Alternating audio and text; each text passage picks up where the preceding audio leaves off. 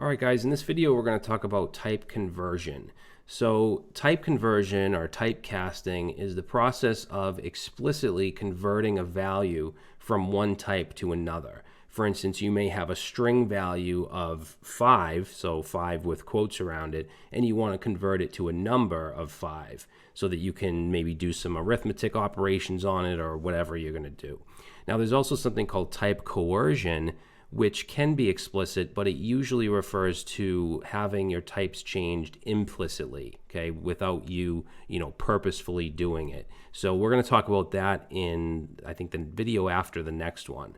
But in this one, I'm going to show you how to explicitly convert types. Now, let's say we want to convert a string to a number. So I'm going to say let amount, and I'm using let because I'm going to reassign this, but let's set it to 100 wrapped in quotes. And then let's do a console log of the amount value as well as the type. So we'll say type of amount. And if I save that, you see we get 100 and string. So there's a few reasons you might want to convert this to a number. If, let's say, someone's submitting a form and the number comes in as a string, but you want to run some operations on it, you can't do that with a string. You want to change it to a number. So there's a couple ways we can do that. The first is using the parseInt function. So we can say amount. I'm just going to reassign it to, let's say, parseInt, which is a function. So we use our parentheses, and this is going to take in the string, okay, which is in the variable of amount. So now if I save that, you can see we get 100, which is now a different color, and we get number as the type.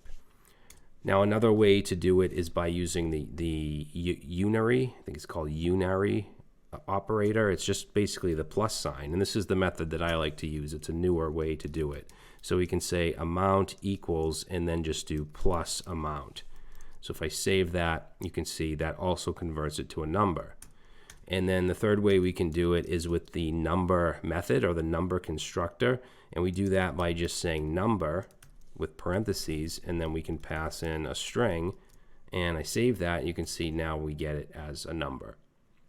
So those are some different ways you can use to parse it to a string to a number. And I'm just going to put a comment here. Let's say change string to number. All right, now let's look at some ways that we can change a number to a string. So I'm going to come up here and change this to 100, which is a number. If I save this, you'll see it's a number. And now I want to change this to a string. So one way we could do it is say, let's say amount equals amount, and then there's actually a method called toString. Okay, so a method is a function that's attached to an object. Now if I save this, you'll see it's now a string. Now this actually brings up a question, or it should bring up a question. We know that this right here is a number, which is a primitive type, which means it's not an object. Now methods are properties on objects, so why does this work? This should be a primitive. It doesn't have methods. Well, the answer to that is JavaScript actually creates a temporary wrapper. When we use toString, it creates a temporary wrapper of the appropriate object type. So this amount, which is a primitive, doesn't intrinsically have any methods on it because it's not an object. But since we're trying to use toString on it, JavaScript creates a temporary wrapper of the associated type. Okay, so hopefully that makes sense. Now, that kind of stuff isn't really beginner JavaScript, but like I said, I want to touch on some of the fundamental concepts and how JavaScript works as you go through this course. So you might not retain little things like that, but that's okay. As long as you remember the syntax and what's going on, that's fine. You don't really have to know what happens under the hood, but I do want to just talk about some of that stuff. Now, another way we can do it is we can say amount equals, let's just comment that out. So we're going to say amount equals, and then we can also use the string constructor, just like we have a number constructor.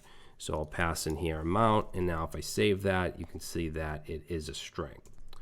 Now, if you have a decimal, right? So if let's say this is amount is 99.5, and you want to let's say it's a string of 99.5, and you want to convert it to a number of 99.5, which is a decimal, there's a method you can use called parse float.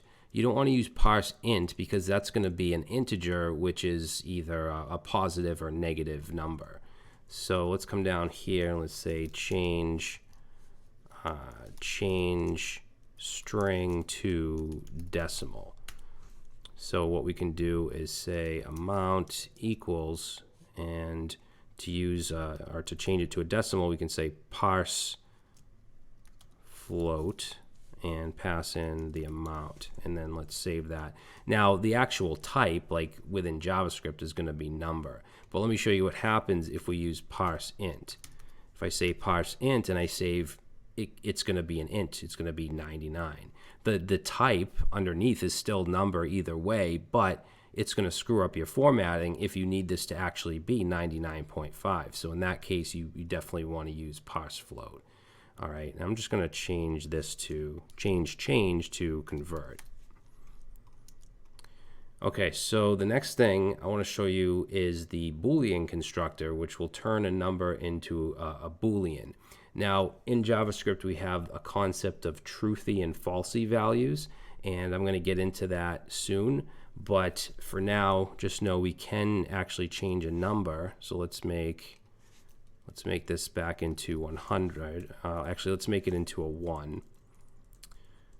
And then let's come down here. Let's say convert number to Boolean. And I'm going to say amount. And I'm going to set that to Boolean. Remember, Boolean is a true or false value. I'm going to set that to amount. Let's see what we get. So as you can see, we get true, and we get the type of Boolean. Now 1 is what we call a truthy value. If we convert it to Boolean, it's going to be true. If I set this amount to 0 and we save, we're going to get false. Okay, 0 is a falsy value, and I know that sounds confusing, but I'm going to have a whole video on truthy and falsy. And then any other number like 10 or anything else is going to be true. 0 is the only one that's going to be false.